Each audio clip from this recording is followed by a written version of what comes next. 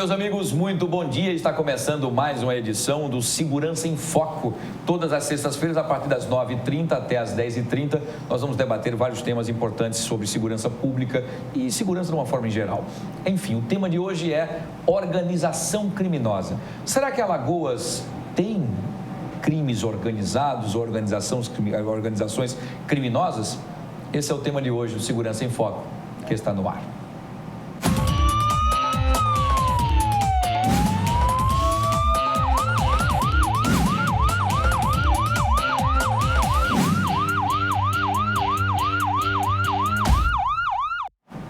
Pois é, começando mais uma edição do Segurança em Foco aqui pela sua TV Mar, canal 25 na NET das organizações Arnon de Mello, e a gente até comentando aqui em relação à nossa audiência, né, doutor Flávio, nosso querido Magela e Leonardo, nossa audiência é grande do nosso Segurança em Foco, inclusive o aparato também de segurança do Estado também nos assiste, nos acompanha e divergem muitas vezes ou concordam muitas vezes com os nossos debates. Isso é muito importante, é a prova de que essa é a nossa intenção, de haver uma provocação, digamos assim, no bom sentido, de debater os assuntos bastante interessantes. Hoje vamos falar sobre organizações criminosas. Alagoas tem organização criminosa? Em que sentido, em que nuances elas estão inseridas no nosso estado, né? No Brasil de uma forma geral, mas falando propriamente dito no estado de Alagoas. Quero agradecer mais uma vez a presença do Leonardo de Moraes, advogado, professor criminalista. Muito obrigado mais uma vez, prazer tê-lo aqui. Obrigado, bom dia a todos. Bom dia. Geraldo Magela, historiador, escritor e também saudosista, né? Tem vários sambas fantásticos, né? Quase que eu encontrava aquele do nosso queridíssimo e saudoso, que inclusive tanta saudade que eu acabei esquecendo, no Mário Lago, né? Quase que eu estou encontrando aquilo lá para a gente ver. Obrigado mais uma vez pela presença. Eu que agradeço, bom dia. Muito bem. Doutor Flávio, advogado, também delegado e especialista em segurança pública, mais uma vez, muito obrigado. Obrigado, isso. Aproveitar a oportunidade para parabenizá-lo, né, por mais um aniversário. Muito obrigado, é verdade. Eu estou completando mais 46 velhinhas, né? 46 primaveras. Que bom. Muito obrigado, doutor Flávio. Bom, organização criminosa. Que tipificação é essa, professor Leonardo?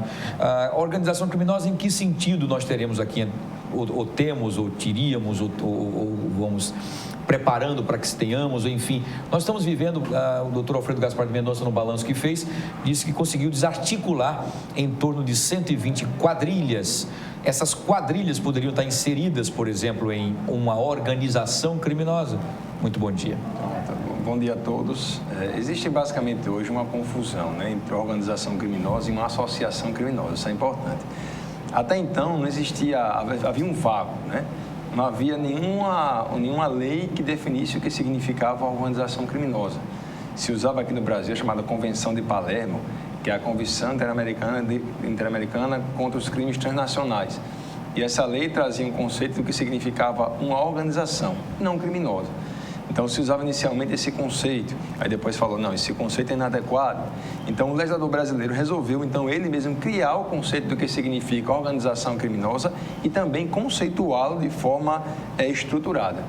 Hoje, o que a lei explica basicamente é o seguinte: o que significa uma organização criminosa?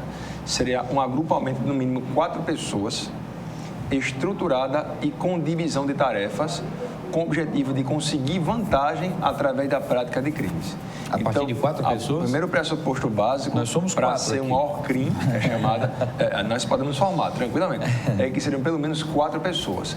Mas o fundamental é que haja uma estrutura e uma divisão de tarefa. E aí é o problema conceitual. Por quê? A associação criminosa, também criada pela mesma lei 12.830/2013, ela conceitua a associação dizendo o seguinte: a associação seria um agrupamento de 3 pessoas cujo fim é conseguir vantagem através da prática de crimes. Então, quando há um agrupamento de, por exemplo, 4 pessoas com o fim de praticar crimes, ela não é estruturada e não há divisão de tarefas, ela é uma associação criminosa. Ou seja, a organização criminosa são 4 com divisão de tarefas e estruturada.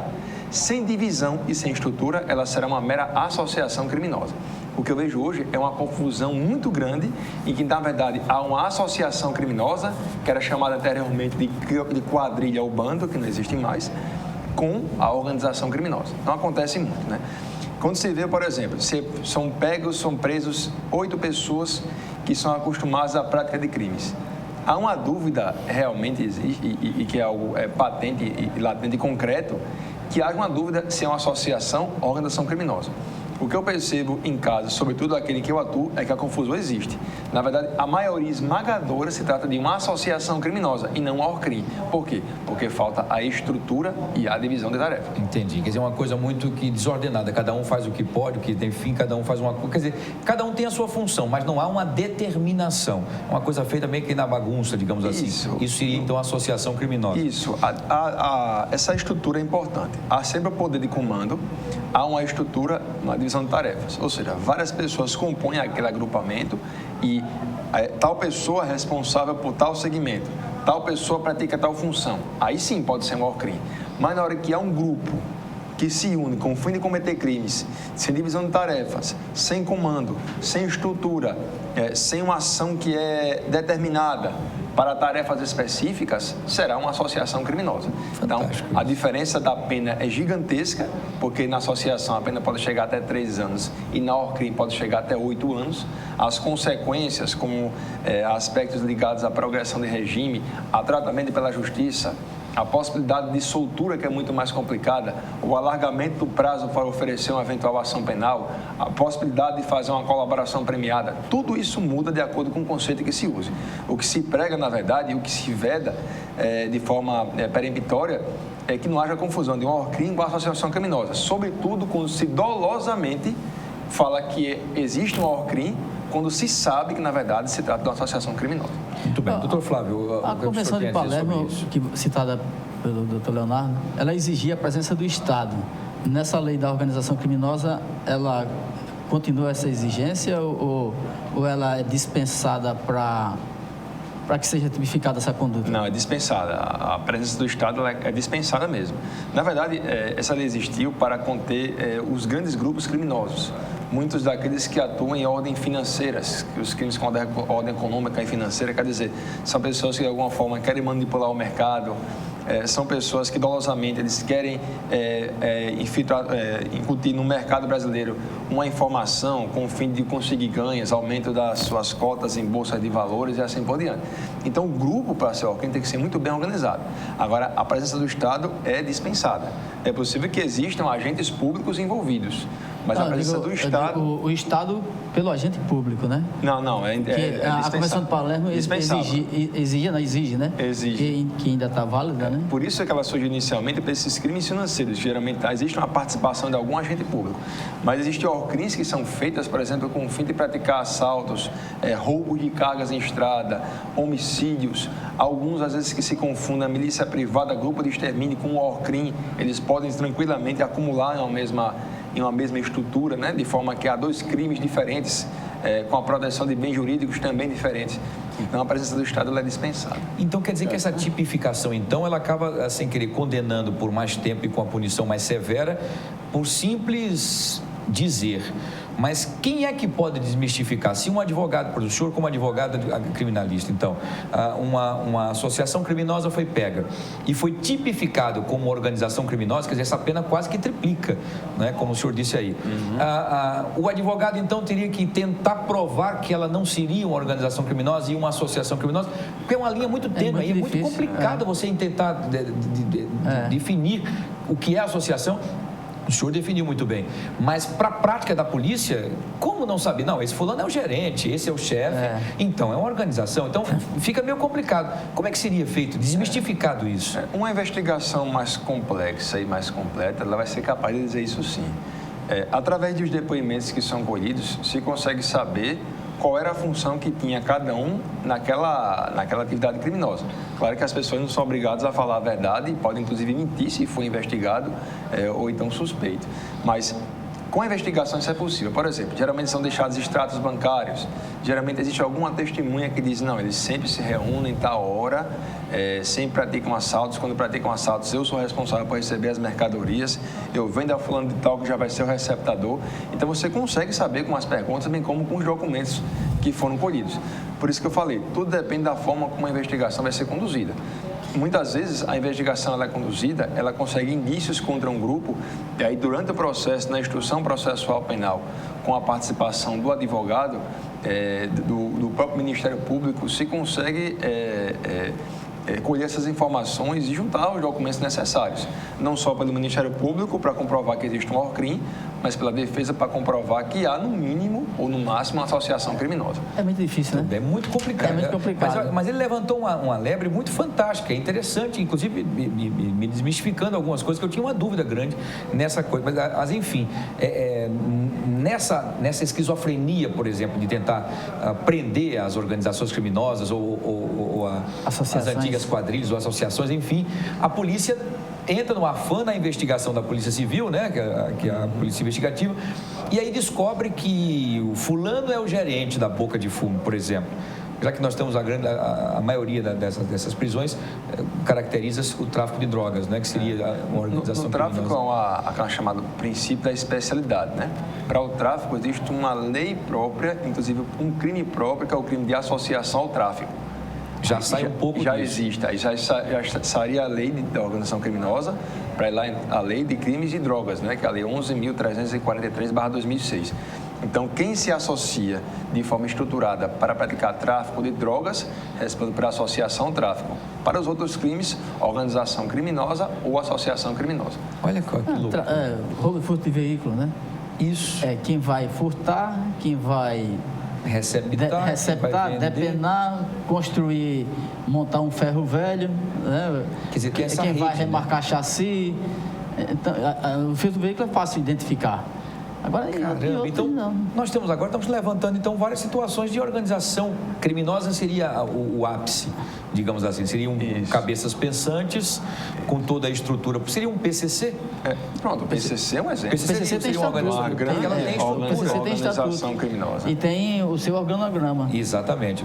Doutor Geraldo Magela, o que o senhor tem a dizer sobre isso? Também está tão assustado quanto eu também em relação a isso, que eu já sabia, mas com o nosso querido doutor Leonardo trazendo as nuances desses detalhes, que deixa mais uma vez a gente nessa dúvida, né?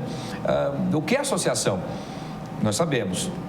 Né? A organização criminosa. E agora? Em que tipificação nós vamos colocar as quadrilhas antigas, nossas conhecidas, as quadrilhas que já não existem mais, bandos, quadrilhas, que eram naquela época não se tinha estrutura nenhuma, ia até a cavalo, né? Enfim, hoje não, hoje então é associação criminosa e organização criminosa. Olha que loucura, né? Enfim, mas existem tipificações e penas específicas para cada uma, inclusive para o tráfico de drogas. Isso é uma demonstração clara de como o crime rapidamente se ramifica e se organiza e se reorganiza mais na frente com mais sofisticação e o Estado não consegue, muitas vezes, na maioria das vezes, acompanhar a desenvoltura do crime, né? Do crime que eu falo é o crime de um modo geral. Nós estamos falando do tráfico, da receptação de automóveis ou de cargas, etc. Mas você tem o crime organizado, por exemplo, que é o que está mais presente na mídia no momento, por exemplo, na mídia em Alagoas. Você tem o que o Ministério Público já configurou, segundo a ótica do Ministério Público e evidentemente baseado nas leis, os crimes organizados na administração pública, né? Com agentes públicos e com empresários e outros tipos de profissionais. Então, você vai montando esse quebra-cabeça num estado como o de Alagoas e você vai encontrar isso centenas se nós pegarmos um período de 10 anos, certamente chegaremos a quase 1.000 tipos de organizações dessa natureza, né? Que se estruturaram para operar no âmbito do Estado, do serviço público, no município, no Estado, na União. Isso seria, então, uma organização criminosa, ao invés de ser uma associação criminosa, no caso do serviço público, será, doutor Leonardo, que possa nos ajudar vocês? Na verdade, como eu disse... Nós estamos explorando bem o senhor, porque como o senhor é professor, então a gente está explorando para a gente poder discutir sobre isso. Me perdoe, não é sabatina, é para a gente poder aprender e poder entender também isso. Tudo depende, como eu falei, da divisão de tarefas e a forma como é estruturada. O Lampião, então, o caso do Lampião, eu creio que o Magela vai saber muito, me explicar muito melhor do que eu, ele é um exemplo de organização criminosa. E aí o Magela vai certamente Você quer vai dizer que ele falar é e da dar uma época aula de aqui, né? Ele é da época de Lampião, você quer dizer? Não, são 5 anos Próximo livro. 3 anos depois ele nasceu. Mas assim, mas é um exemplo, né? Existia o comando central, existiam as pessoas que executavam as ordens que ele fazia, as ações eram feitas de forma orquestrada em cidades que eram tomadas e assim por diante. Quer dizer, existia uma forma... um cronograma de onde ia atacar, como fazer, os bens arrecadados eram todos divididos, é isso que você quer dizer, que era uma organização? Assim, essa estrutura não precisa necessariamente ser algo formal, né? Como aconteceu com o PCC, que é o estatuto, aí já é o limite da organização, mas que é escrito, né? Ela pode ser, ainda que seja informal. Mesmo informal, mas havendo a estrutura, a divisão de tarefas, no mínimo 4 pessoas, pode ser um maior crime. Então, a comprovação ela pode ser fácil. Inclusive, a lei ela trouxe vários meios de obtenção de prova. O principal deles é a própria colaboração premiada. Existe a captação ambiental de sinais eletromagnéticos. Por exemplo, a conversa feita entre uma pessoa e outra pessoa em ambiente fechado. Essa captação ambiental, ela serve não como prova, mas como meio para a obtenção de prova. Houve um caso agora recente em que isso aconteceu, de conversas feitas entre pessoas em uma única sala e uma dessas pessoas realizou aquela gravação. Inclusive, a pergunta que é feita é bem importante, é saber se a gravação feita em ambiente fechado, será que essa gravação é válida? Será que a prova é lícita? Ou ela viola o meu direito à intimidade e à privacidade? E eu, sem querer, na verdade, entregar a tese, né, porque eu tenho algumas situações que isso se encaixa perfeitamente, eu imagino que haja realmente o seguinte: a prova, através de uma captação ambiental, feita sem que a justiça autorize, mas em ambiente reservado, ela viola frontalmente o direito à intimidade e privacidade. Por quê? Imagine que eu, como advogado, receba alguma pessoa em meu escritório e a pessoa me relata uma série de crimes que ela praticou e eu gravo aquela conversa. Na conversa entre o advogado e o cliente, há uma expectativa de privacidade, que não pode ser quebrada. Na conversa com o psicólogo, com o psiquiatra, ele pode confessar a prática de vários crimes. Então, e aquele meio não pode valer. Por quê? Porque por mais que se fale em relação à prática criminosa, a intimidade e privacidade foi violada porque o ambiente é privado. Então, muitas dessas conversas que são feitas em escritórios, são feitas em restaurantes, em uma conversa privada, de forma que a privacidade não pode ser violada, tornando, portanto, a prova como ilícita. Então, há vários meios de prova que são feitos, né? A colaboração premiada, a captação, a requisição direta de documentos pelo Ministério Público, também pela polícia, a quebra de sigilos bancário, fiscal de dados, telemáticos, extratos reversos que podem ser quebrados. Então, essa estrutura, de acordo com a investigação feita de forma ampla e complexa, observando a complexidade do que é um maior crime, ela pode chegar fatalmente a quebrar essa estrutura e aí levar um eventual processo e, posteriormente, uma futura punição daqueles que são responsáveis. Nós temos, alguns exemplos bons de organização criminosa, o que aconteceu em Santo André, né? A que se chama máfia do lixo. Isso. Os empresários tiveram seus interesses contrariados, o gestor municipal, o intermediário gestor municipal estava com problema de conciliar a empresa e com o chefe político, né, que seria o prefeito. Começou a haver prejuízos para a empresa que investiu nessa organização criminosa e culminou com o assassinato do prefeito, né? É uma coisa ainda não definida, ainda... Celso Daniel, né? Se não me faz Celso Daniel. Daniel que foi morto de forma bárbara e covarde, né? E quando você lê aquele livro do Romeu Tomás Júnior, aí você vê a sequência de ações e mortes, né? Que ocorreram em razão dessa organização criminosa, desse racha nessa organização criminosa. Testemunhas importantes, atores importantes nessa investigação morreram, né? Um foi pego aqui em Alagoas, aquele preso, o Dionísio, que ele foi resgatado do presídio de helicóptero. Isso. Quando a gente prendeu ele aqui, que ele foi para São Paulo, ele confessou para a gente: lá eu vou morrer. E foi assassinado dentro do presídio. Né? E a organização hoje, que quando se fala em organização criminosa no Brasil, a gente vem logo a imagem do PCC, né? O PCC chega ao requinte, né, de ter um estatuto. Exatamente. E de fazer filiações por telefone. A gente está ouvindo aí, né, as filiações por telefone. Irmão, fale do estatuto, né, faça o juramento. E quando essa organização criminosa ela tem alguma contrariedade, Aí já vem uma outra ação que eu acho que isso é terrorismo.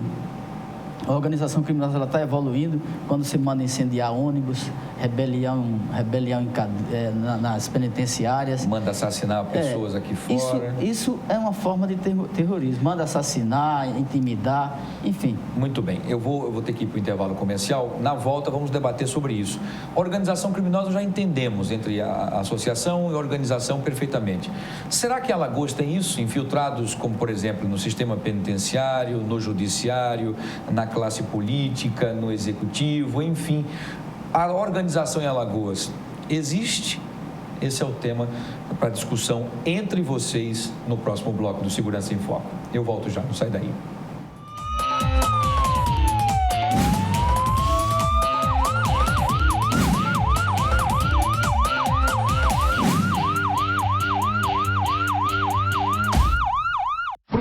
Aniversário Galpão Sofisticador. Sofá retrátil 10 de R$ 149,90. Toda loja com 30% a 50% de desconto real. Nas compras à vista acima de R$ 1.999, você ganha uma linda poltrona. Galpão Sofisticador. Avenida Menino Marcelo 280. É verão e o Festival Maceió Verão já começou. Durante o mês de janeiro, Maceió vai dançar e se divertir ao som de diversos ritmos. Neste sábado, dia 16, venha cantar com Afro Mandela, Naná Martins e Daniela Mercury. Você não pode perder. É na Praça Multieventos da Pajuçara, a partir das 5 da tarde. Venha fazer parte dessa festa. Confira a programação completa em maceió.al.gov.br. Realização Prefeitura de Maceió.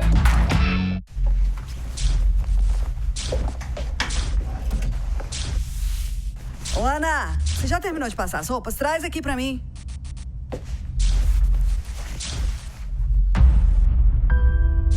Ana tem 13 anos e teve sua infância destruída trabalhando como doméstica. Isso precisa mudar. Trabalho infantil. Você não vê, mas existe. Fazer pão é minha paixão. Há muito tempo queria ter o meu próprio negócio. Porque você trabalhar com o que você gosta é diferente. E eu sempre tive muito talento para gestão financeira. Ninguém abre uma padaria por ter talento em finanças. Para isso, existe o Sebrae, para ajudar na gestão do seu negócio. Palestras, cursos, consultorias, tudo na medida para você. Tem uma microempresa? Faça um grande negócio. Procure o Sebrae. A Prefeitura está iluminando a vida de milhares de maceioenses. Diversas luminárias receberam manutenção ou foram instaladas por toda a cidade, inclusive em comunidades que há tempos sofriam com o medo das ruas escuras, como o Conjunto Salvador Lira. Antes minha mãe não deixava eu jogar aqui, sabe? Porque era muito escuro. Com a iluminação nova, a segurança e a qualidade de vida só melhoraram e a população voltou a usar os espaços públicos, como praças e quadras esportivas. Meu filho hoje pode ficar na praça, eu não fico mais vigiando ele como antes. Diversos outros bairros, conjuntos, ruas e avenidas por toda Maceió também estão sendo beneficiados com uma iluminação de qualidade. Um trabalho da Superintendência Municipal de Energia e Iluminação Pública. A população também pode ajudar avisando de postes que precisam de manutenção. Ligue para o Disque Luz 0800 031 9055. A ligação é grátis. Iluminação, investimento da Prefeitura para um novo tempo em Maceió. Um mar azul turquesa de Ipioca ao Sobral. Tapioca quentinha, sururu e quebra-queixo. A Catedral, Jaraguá e Nossa Sereia. O filé e o artesanato do nosso povo talentoso que festeja com Guerreiro e Bumba Meu Boi. Tudo o que mais amamos em Maceió também é motivo para cuidarmos dela. A Câmara trabalha junto com você, propondo ações e fiscalizando para que Maceió continue sendo essa cidade apaixonante. Parabéns, Maceió, pelos seus 200 anos. Câmara Municipal de Maceió.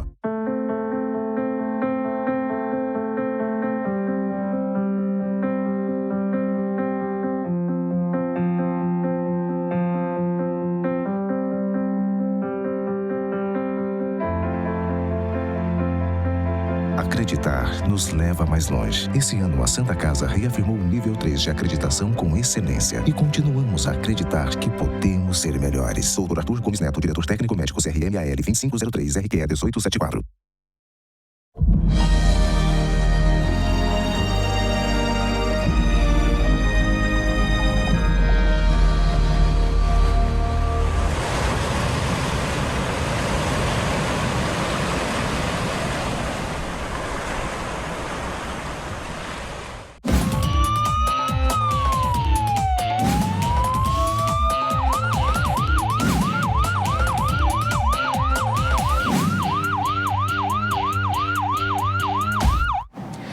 estamos de volta com o Segurança em Foco hoje, nessa sexta-feira, dia 15 de janeiro de 2016, tá bom? O tema de hoje é organização criminosa. Bom, nós antes de irmos para o intervalo, vamos trazer para que debatam entre os nossos três convidados, entre si, ou que se entendam, ou que se concordem nos objetivos, enfim, a organização criminosa existe no sistema penitenciário, no judiciário, no legislativo, no executivo, dentro de todo o sistema, digamos assim, de uma forma geral.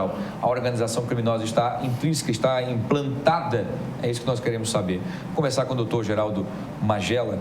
O que é que o senhor tem a dizer sobre isso, doutor Geraldo Magela, para que vocês discutam sobre isso? A gente fala nas organizações criminosas ou possíveis associações criminosas que estão fora desse contexto do crime de roubo de cargas, do tráfico, enfim, tudo mais. Mas dentro de toda a máquina, como é que pode um preso que está dentro do sistema penitenciário, que deveria estar sendo punido, mas com toda a dignidade, certeza, né? Enfim, como tem que ser, como manda a lei, ele continua comandando todos os seus crimes e toda a sua organização criminosa ou associação, enfim, de dentro do presídio para fora?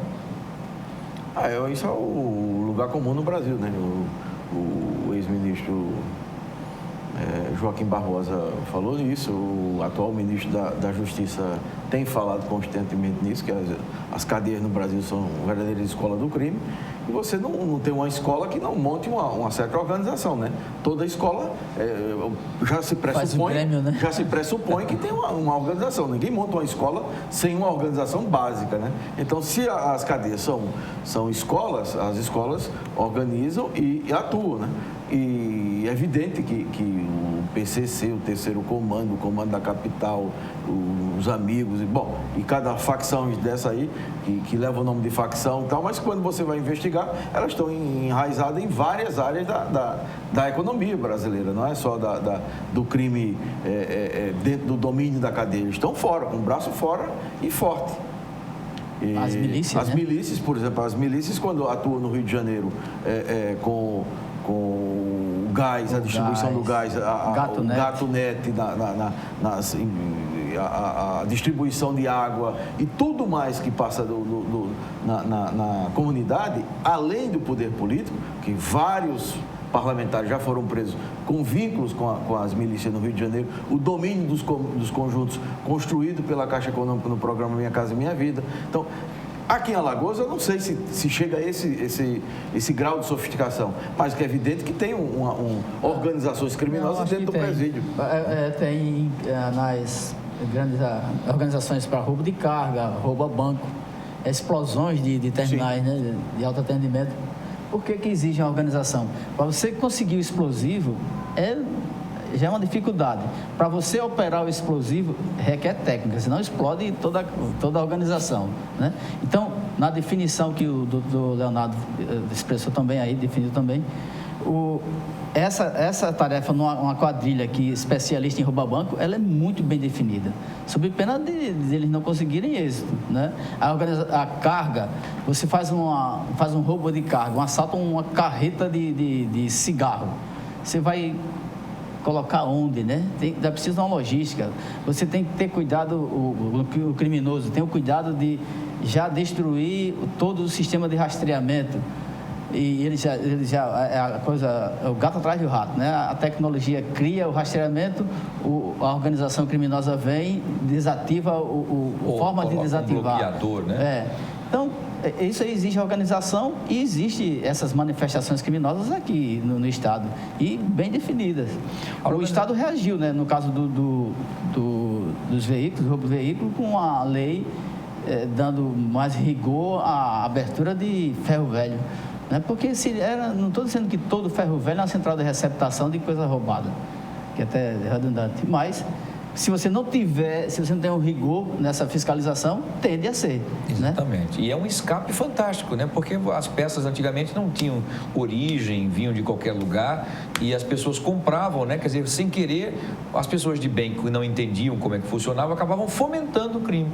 E quando você compra uma peça ou qualquer aparelho de celular ou qualquer outro equipamento com um preço muito inferior ao que é praticado no mercado, alguma coisa está acontecendo ali. Então, você pode estar até pensando de boa fé, mas você está fomentando um crime que está por trás. Eu fiz uma consultoria para uma grande empresa de engenharia estava construindo um grande conjunto habitacional.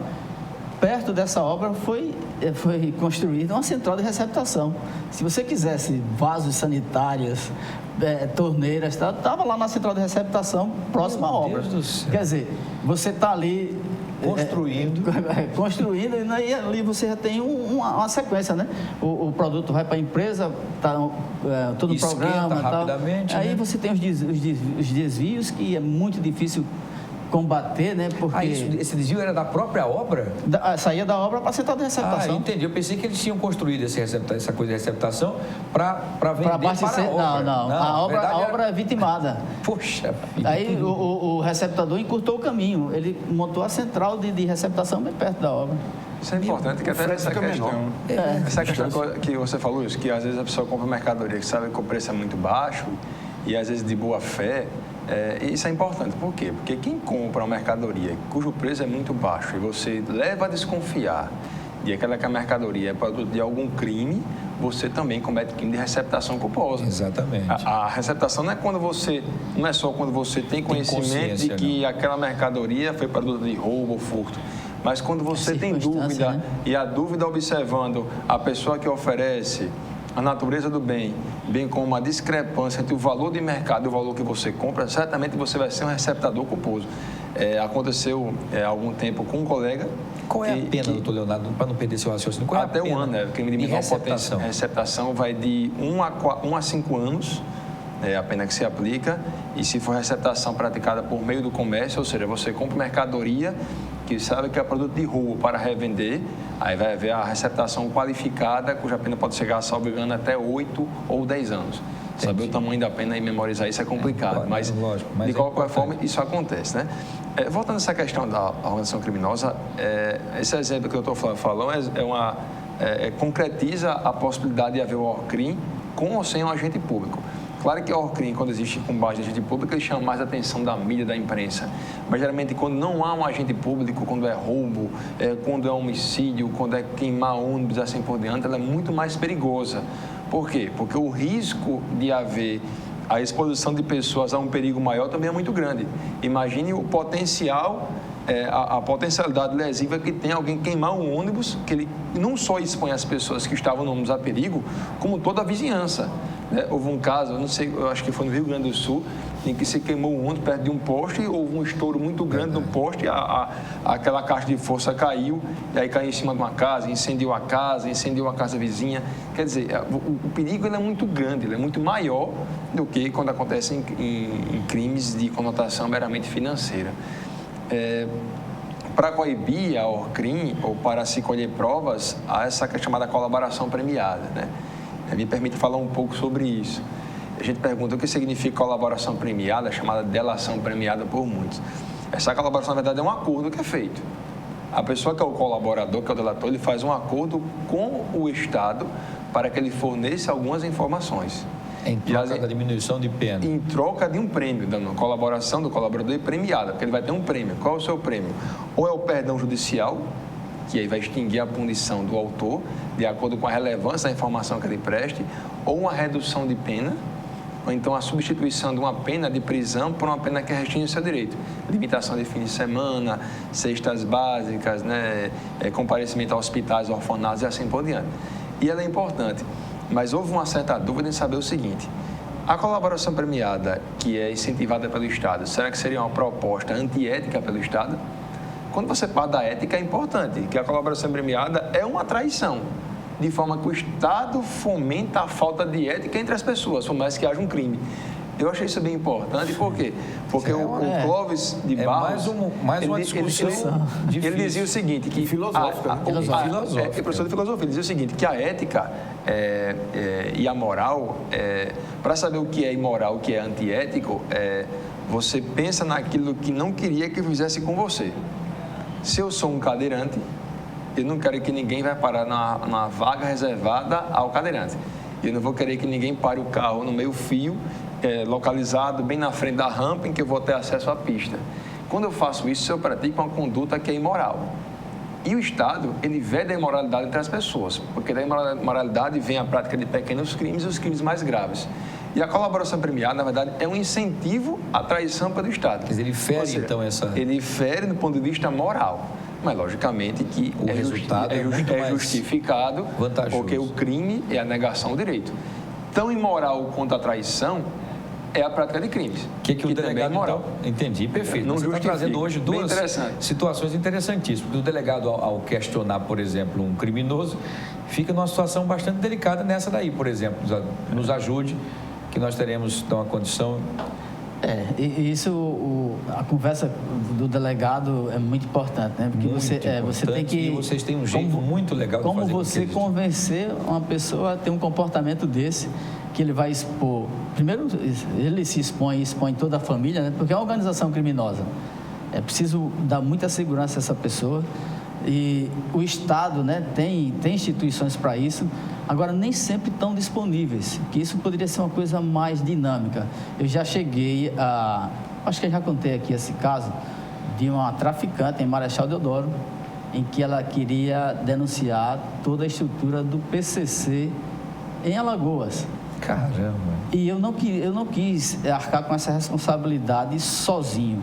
Eu digo, olha, a senhora vai falar isso para mim e eu como delegado de Marechal Deodoro ou a Polícia Civil sozinha não tem estrutura para a sua proteção.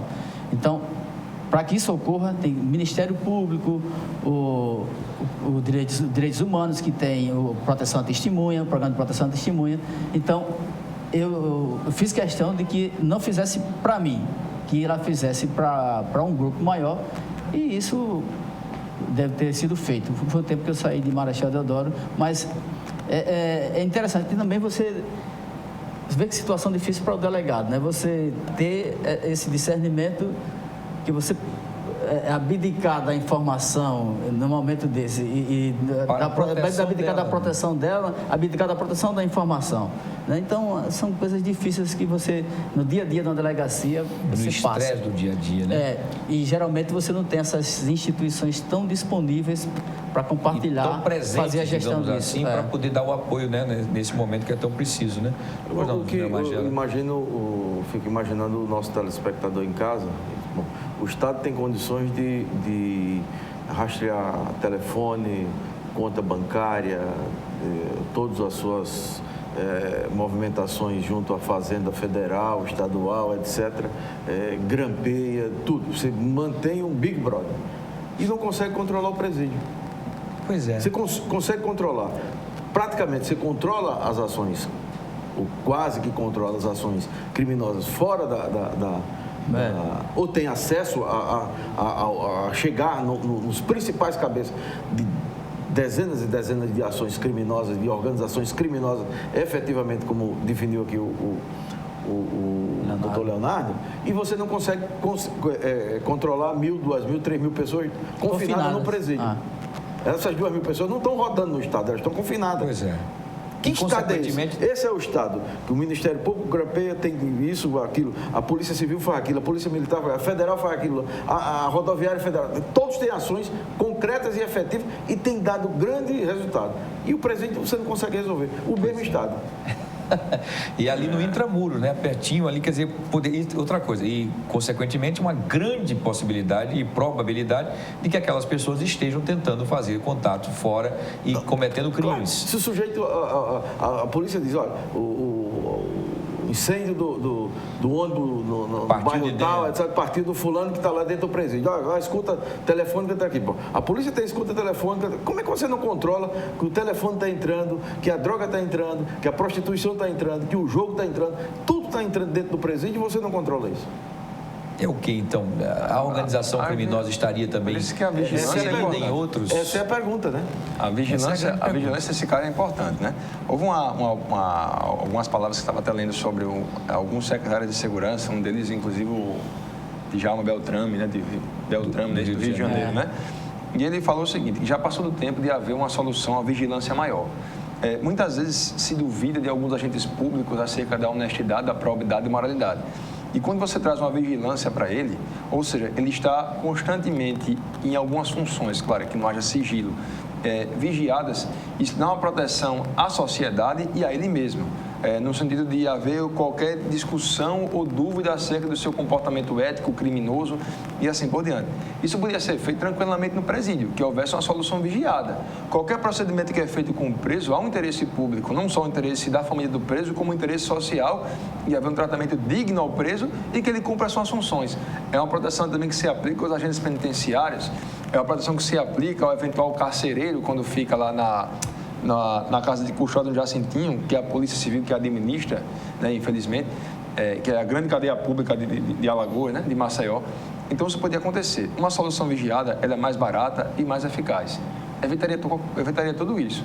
Logicamente, como comunicamos na semana passada, é de que você impedir o acesso ao telefone dentro do presídio é muito mais complicado. Por quê? Porque o presídio, geograficamente, foi localizado em uma região um pouco distante do centro, mas cercada por várias comunidades, por conjuntos habitacionais. E na hora que você quer cercear o direito aos sinais telefônicos no presídio, você acaba punindo não só os presos, mas a punição, região, mas né, toda a população da região. Então, mas eu fiz essa pergunta, inclusive, ao complicado. secretário, que é uma das grandes lutas dele, inclusive, que é esses bloqueadores. Por isso que ele pede que os novos presídios sejam construídos em locais inóspitos, locais longes, como acontece com o presídio do Agreste. Com o presídio do Agreste, que o sinal não pega, mas não é porque há bloqueadores, é porque o sinal não funciona mesmo, o sinal não chega. Mas lá. aí tem na legislação, tem dizendo que os presídios, eles têm preferencialmente sendo construídos perto, a cumprimento da pena perto da família. Dos familiares. Para dar essa garantia dos familiares. O grande problema aí é o constrangimento. O que é constrangimento e o que é segurança? Que você chega com a família, a mulher é exposta a essas revistas constrangedoras, né? Mas são necessárias. Como é que você vai impedir que entre droga? O seu ente querido está cumprindo uma pena. Uma pena. Mas tem uma questão aí da questão da própria dignidade, né? Não necessariamente significa que a pessoa que é o familiar, que é a presa, ela vai ser revistada. Esse é o grande problema. A questão é a forma da revista. Porque atualmente, por exemplo, Marcel, como é que é feita a revista feminina? A mulher ela fica despida, ela vai então se agachar por debaixo de um espelho. Mas, do ponto de vista da dignidade, não é da presa não, mas tem como descobrir isso. Eu entendo perfeitamente. Isso mesmo, no raio-x. A gente quando vai passar para levar para viajar de avião, você passa detector de metais em que você às vezes você vai tirar o cinto, tira o sapato. Eu tive uma hora que eu fui até obrigado a retirar o meu escapulário. E digo, peraí, eu vou guardar na imagem de Nossa Senhora, vou guardar aqui um chip, uma faca, uma bomba. Mas aí fui obrigado a fazer isso aí. No presídio do Agreste, para que você entrar, você passa por uma vigilância. Esse raio-x por 3 locais diferentes. Evitaria ou descobriria o que alguns parentes levam dentro do corpo, como isso, drogas e até celular? Dentro do corpo, na alimentação. O detector, esse detector que é feito nos alimentos está quebrado há muito tempo, como acontece no aeroporto, que passa há muito tempo quebrado. Então, a forma como você revista a alimentação é você passando com gás, com a faca. O cidadão comum que está ouvindo esse nosso debate vai dizer, bom, se um detector de metais custa 10, 20, 30, 100 mil reais, o que significa isso para o Estado e para a segurança da sociedade? Há um gasto maior na recaptura. Exatamente. Na hora que eu toco fogo no ônibus, na hora que eu comando assalto, na hora que eu comando... eleger prioridade, né, Maria? Como é que chama? Bomba nos caixas eletrônicos. E cria um clima de pânico na sociedade. Quem tem o gasto maior? Quem tem o custo maior? Dessas operações, né? Me dá, como cidadão, todo o direito de pensar, bom, aí tem crime organizado. Aí tem partilhamento. Você engole o elefante, se engasa com combustível. Metais, no mínimo, é conivente com o que está rolando dentro do presídio. Então, olha, aí eu não tenho comando e tal, deixa os caras tomar conta lá e nós ficamos aqui na portaria. Então, no mínimo, eu posso pensar, para ser mais tranquilo, nessa possibilidade. Quando não, bom, aí tem envolvimento. Está faltando, então, o enfrentamento como tem que ser feito. Né? E essa questão ela é feita, a detector de metais é feita para qualquer pessoa que ingressa na dependência do presídio, seja policial, juiz, advogado, membro do Ministério Público, agente penitenciário, preso e seus parentes. Qualquer pessoa. Porque o que se pode admitir é que você fique no presídio, mesmo sendo agente penitenciário, circulando com o telefone celular. Não pode. É a sua função, você não pode. Vai deixar em um local tal e quando sair você pega, e uma outra coisa é que a gente soa incompreensível, você tornar a visita um grande evento para o presídio, né? Uma festa. Eu falo isso, por que não se agenda a visita, né, de grupos, né, para que isso... Para evitar aquele tumulto. Facilita a revista, né, diminui o trabalho, secciona o trabalho. Claro. E a segurança ia deixar no dia só, né? Isso, e o monitoramento ficaria mais fácil, porque essa grande quantidade, com o efetivo pequeno de agentes penitenciários, fica impossível você fazer uma peneira. Agora, vai sempre entrar alguma coisa despercebida. Atitude, é apenas atitude. Vamos fazer o agendamento das visitas. Eu acho que isso é uma outra discussão que nós vamos trazer. Nós estamos lá em cima do nosso horário. No dia que alguém disser e tomar conta, literalmente, dos sistemas penitenciários do país inteiro, fazendo valer realmente como tem que ser, eu tenho certeza que quem está aqui fora vai pensar 2 vezes antes de querer ir para lá. Porque hoje, ir é uma festa. É uma festa. Essa que é a grande verdade. Nos presídios de segurança máxima que são administrados aí pela União, não existe esse tipo de negligência que tem nos outros presídios, mas eu ainda acho, aqui, etc. Mas mesmo sendo rigorosamente rígido nessa situação, ainda deixa muita brecha. Porque advogados se prestam mas aí é parte da organização criminosa. É isso. Aí deixou de ser advogado para ser criminoso. Aí é outro papo. Precisamos ir embora. Obrigado a vocês todos pelo carinho da audiência. Obrigado a vocês também convidados. Doutor Leonardo, mais uma vez, muito obrigado. Bom final de semana. Obrigado, bom fim de semana a todos e um parabéns especial ao nosso muito obrigadão. Obrigado mesmo. Doutor Geraldo Magela, muito obrigado. Bom dia. Eu que agradeço e agradeço a você em especial esse almoço aí que você vai proporcionar. Muito bem, no dia de hoje. Doutor Flávio, mais uma vez, muito obrigado. Obrigado a todos. Curta muito o seu aniversário. Muito bem. Vamos lá. Muito obrigado aos colegas, companheiros e amigos pelo carinho das felicitações aqui no dia de hoje. E a você, telespectador, muito obrigado pelo carinho da audiência. A gente volta a se encontrar na próxima sexta-feira com mais um tema importante, polêmico nos debates, sempre importantíssimo, que você também pode participar no nosso 3377-9097 aqui do Segurança em Foco. A gente se encontra. Bom final de semana e até lá.